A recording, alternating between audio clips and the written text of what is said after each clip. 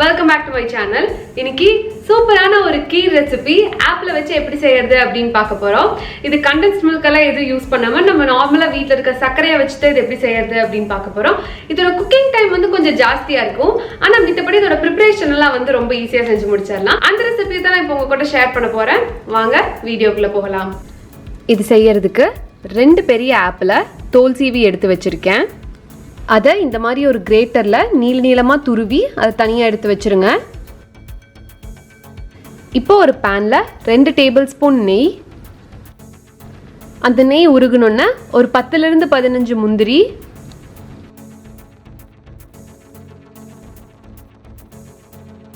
இந்த முந்திரி கொஞ்சம் கலர் மாறணும்னா ஒரு 10 இருந்து 15 உலர்ந்த திராட்சை அதையும் உள்ள சேர்த்திக்கலாம். அது இந்த மாதிரி நல்லா வறுபட்ட உடனே ஒரு பவுல்ல மாத்தி வச்சிருங்க.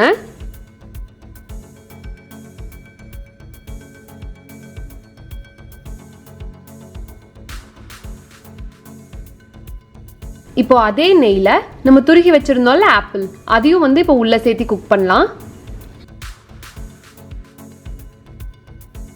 இந்த ஆப்பிள் குக் ஆக ஆரம்பிச்ச கொஞ்ச நேரத்திலேயே இந்த மாதிரி நல்லா தண்ணி விடும். அந்த தண்ணியெல்லாம் இவாப்ரேட் ஆகி அந்த ஆப்பிள் ஃபுல்லா ரெடி ஆகிற வரைக்கும் இதை நம்ம குக் பண்ணணும்.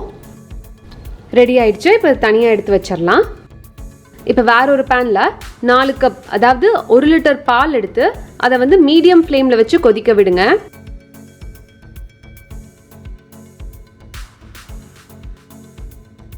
இப்போ ஒரு 15 போல குங்குமப்பூ ஸ்ட்ராண்ட்ஸ் எடுத்து வச்சிருக்கேன். கொதிச்சு வந்த பால் ஒரு 4 ஸ்பூன் ஆட் பண்ணி அதை தனியாக எடுத்து வச்சிட போறோம்.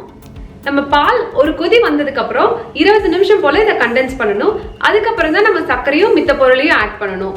செஞ்சு முடிக்கிற வரைக்கும் இது வந்து மீடியம் ஃப்ளேம்ல மட்டும்தான் இருக்கணும். அதே மாதிரி சைட்ல ஒட்டுற க்ரீம் எல்லாத்தையும் உள்ள எடுத்து கொடுத்துக்கிட்டே இருங்க. இப்போ 20 நிமிஷம் ஆச்சு. இது கூட 8 டேபிள் ஸ்பூன் சர்க்கரை, 1/4 டீஸ்பூன் ஏலக்காய் பவுடர், அப்புறம் நம்ம குங்குமப்பூ பால் இது எல்லாத்தையும் உள்ள சேர்த்து கலந்து விட்டுருங்க. சர்க்கரை ஆட் பண்ண உடனே இது வந்து கொஞ்சம் இலகும். அதனால ஒரு 7 இருந்து 8 நிமிஷம் வரைக்கும் இதை குக் பண்ணிட்டு நம்ம ஸ்டவ் ஆஃப் பண்ணிடலாம்.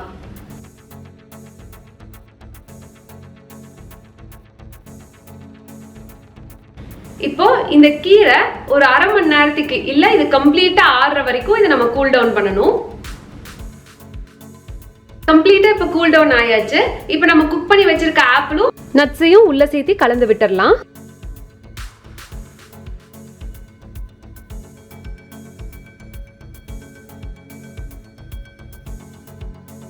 இப்போ இது ஒரு சர்விங் பவுலுக்கு மாத்திரலாம்.